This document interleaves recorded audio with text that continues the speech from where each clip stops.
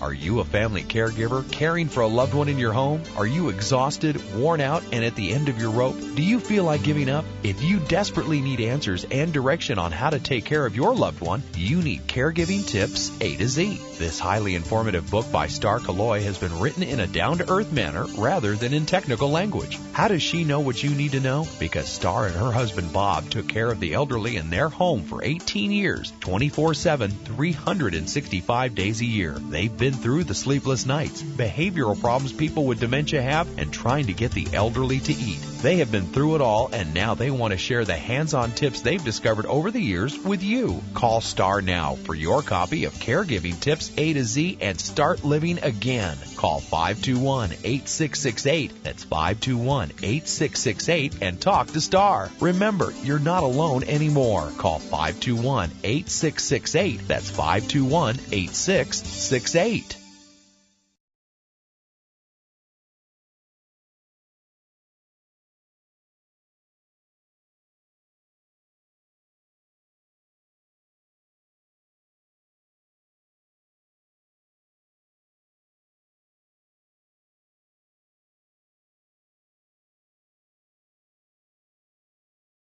Easy to say yes to others and no to yourself. Not looking out for you when caring for your loved ones could be more of a problem than you think. And back this year to help us tackle Caregiving 101 is Starr Calo-oy. Good morning, Starr. Good morning. Take care of number one. Get That's control right. of your life now. That's right. In 09. Absolutely. And make goals. Goals are so important because without goals, there's no hope. Oh. It's kind of like the difference between a laser gun and a shotgun. If you just shoot a shotgun, it's going to go everywhere. But if you take a laser and you learn how to use it, then you'll hit your target. Yes, yes. And you know, earlier in the hour we were talking to Sandra Steen about stealing your joy and getting and somebody or events really being joy robbers, and so we want to make sure that we don't lose our joy when it comes to life. And if you're a caregiver, you know exactly what that feels like.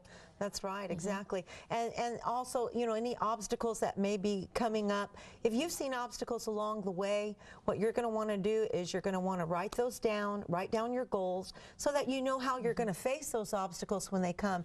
And in regards to caregiving, is what we're talking about this morning, is the immune system has been proven already to have been affected greatly by caregiving, and many caregivers are passing away before the people they actually take care of.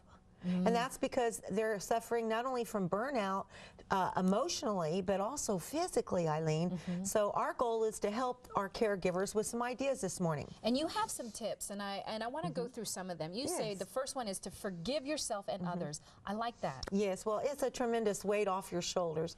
And most people think about forgiving others, even though they may not want to do it. But they very rarely think about forgiving themselves. And that's for things that you've done, even things you've done in private with your loved one that you're taking care of. Maybe you were too harsh. Maybe you hit your loved one. Maybe you pinched them. Maybe you yelled at them. Maybe you neglected them. And what you want to do is forgive yourself and realize that you are human. Get help if you need help, if it's an ongoing thing, and then go forward and forgive yourself. And if you haven't done it already, you also say, don't forget to hire some help. Yes, and delegate first. If you have to hire, great. But let's talk about a couple ideas so that people wouldn't have to spend money, especially with our economic crunch. Trade with other caregivers that have someone they're taking care of, so that y'all can trade weekends or trade Saturdays or something. You might also want to hire someone to come in to just sit. If you've got friends, if you've got volunteers, if your loved one has a home health agency or hospice agency, ask them if there's a volunteer staff that's available for that also. Pamper yourself. Take a bubble bath. Relax. Put on some soothing music. Take at least 30 minutes of your day, an hour maybe, Rest if you your can. senses. Rest your senses. Eyes, make it dark, quiet, cool, and rest your senses for 15 minutes. Even if you can't sleep, at least rest your senses. Another thing I like what you say is don't be afraid to cry. Don't be afraid to laugh. That's right. It's really important.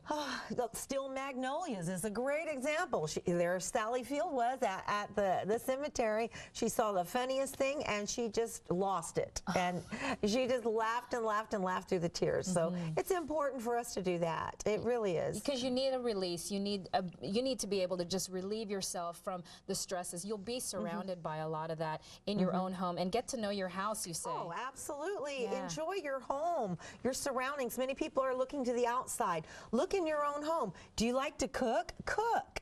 If you create something, do some artwork, read, write your memoirs, interview your loved one on video.